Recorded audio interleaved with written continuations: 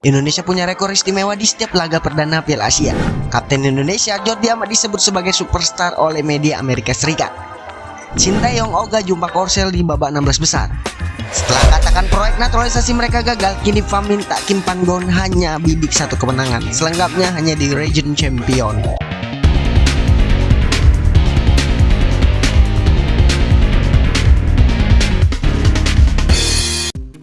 Timnas Indonesia memiliki rekor istimewa jika berbicara soal hasil yang diraih di setiap pertandingan pertama di fase grup Piala Asia.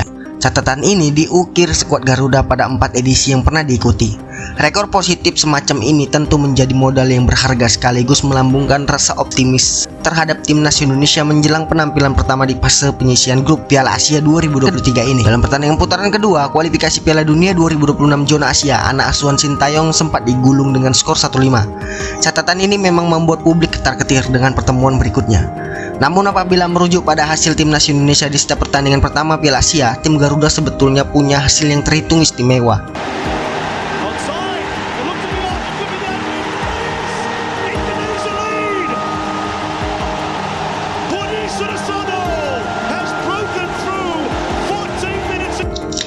Dari 4 partisipasi Timnas Indonesia, Piala Asia laga pertama memang tak pernah berakhir dengan kekalahan. Rekor positif ini merentang sejak Piala Asia edisi 1996, 2000, 2004, dan 2007. Pada Piala Asia 1996, misalnya, skuad Garuda tergabung di grup A, sukses menahan imbang Kuwait dengan skor 2-2. Namun menjadi satu-satunya poin yang diraih Indonesia karena setelah itu kalah dari Korea Selatan dengan skor 2-4 dan 0-2 dari Uni Emirat Arab. Timnas Indonesia kembali berjumpa Kuwait pada laga pertama grup B Piala Asia tahun 2000. Ketika itu tim Merah Putih bermain imbang tanpa gol. Sayang dua laga berikutnya kembali berujung dengan kekalahan, yaitu 0-4 saat bersua dengan Cina dan 0-3 saat bertemu Korea Selatan. Dua penampilan pertama Timnas Indonesia di Piala Asia ini memang berakhir dengan nasib yang tragis, sebab skuad Garuda selalu menjadi juru kunci klasemen dan gagal lolos ke babak berikutnya. Jika pada edisi 1996 dan 2000 selalu meraih hasil imbang pada pertandingan pertama, Timnas Indonesia punya rekor lebih istimewa pada penampilan perdana saat dua edisi berikutnya, yakni 2004-2007. Pada edisi 2004 misalnya, skuad Merah Putih sukses mengamankan poin penuh pada laga pertama grup A, tepatnya setelah menggulung Qatar dengan skor 1-2 lewat gol Budi Sudarsono dan Ponario Astaman. Hasil yang sama kembali diraih Indonesia pada partisipasi berikutnya, yakni Piala Asia 2007. Kali ini berstatus sebagai tuan rumah. Skuad Garuda sukses mengungguli Bahrain dengan skor 2-1 lewat gol Budi Sudarsono dan Bambang Pamungkas.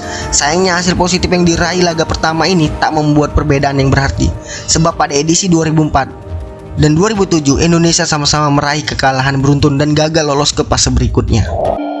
Media Amerika Serikat SPN menyebut 10 nama pemain bintang yang memeriahkan Piala Asia 2023.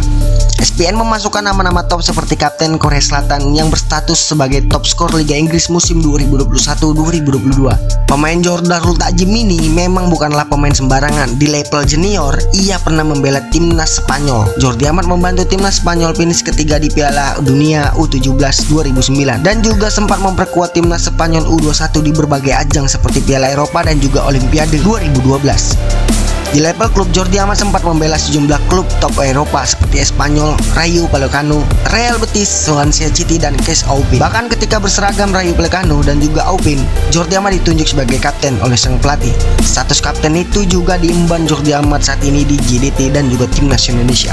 Sekarang harapannya pengalaman Jordi Amat dapat membantu Timnas Indonesia bersinar di Piala Asia 2023. Setidaknya lolos ke babak 16 besar Piala Asia 2023 sudah cukup memuaskan. Sintayong yakin bisa membawa Timnas Indonesia lolos ke babak 16 besar Piala Asia 2023. Timnas Indonesia bakal bersaing dengan Irak, Jepang, dan juga Vietnam di grup D Piala Asia ini. Berdasarkan kekuatan di atas kertas, 3 negara tersebut bakal menjadi pesaing yang sulit untuk skuad Garuda. Pasalnya berdasarkan ranking FIFA, Timnas Indonesia jadi yang terbawa di antara 3 peserta lainnya. Pelatih asal Korea Selatan tersebut bakal memanfaatkan waktu sebaik mungkin untuk membawa Timnas Indonesia bersinar di Piala Asia 2023. Saya akan berusaha memanfaatkan waktu ini sebaik mungkin berdasarkan pengalaman saya sebagaimana pelatih dan juga manajer, ujar Sintayong dilansir dari media Korea Sports Seoul.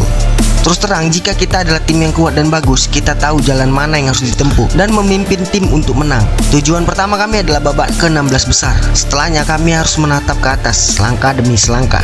Di babak 16 besar, ada kemungkinan mereka bakal bersua tim-tim kuat. Salah satunya adalah Korea Selatan. Peluang ini bakal memungkinkan terjadi jika timnas Indonesia finish sebagai runner up. Perkiraan tersebut bakal terpenuhi jika Korea Selatan menjadi juara grup E. Menanggapi hal tersebut, Sintayong mengaku ogah bertemu Korea Selatan di babak 16 besar Piala Asia 2023. Dirinya memilih lolos ke babak 16 besar sebagai peringkat 3 terbaik daripada finish sebagai runner up grup D. Sebenarnya lebih baik maju ke babak selanjutnya dengan menempati posisi ketiga daripada posisi kedua grup. Peluang untuk menang memang sangat kecil, tapi lebih mudah untuk meraih posisi ketiga.